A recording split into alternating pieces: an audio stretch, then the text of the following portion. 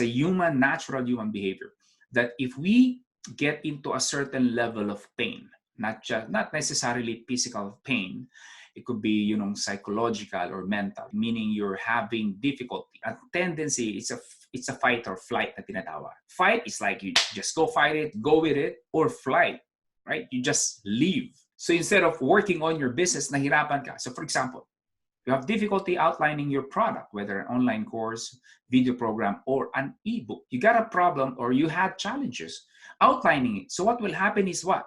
For most, they just gonna fly. They just gonna go somewhere else. They gonna do something else. They gonna make excuses. This business is not for me. Oh, mahirap pala to, ganyan. As if may business na madali. And then nagtataka tayo bakit maraming Filipino ang nai-scam. Pag nahirapan sila, boom, they fly.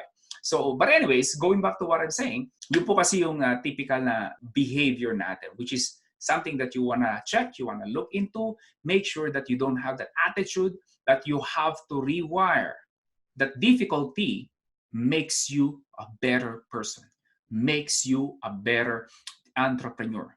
That obstacles is there for you and not like prevent you. Do I make sense? So at least that is something that I myself have rewired when I decided to become an entrepreneur. Wait, before you go, do not forget to click that red subscribe button below. Appreciate it. Thank you for watching.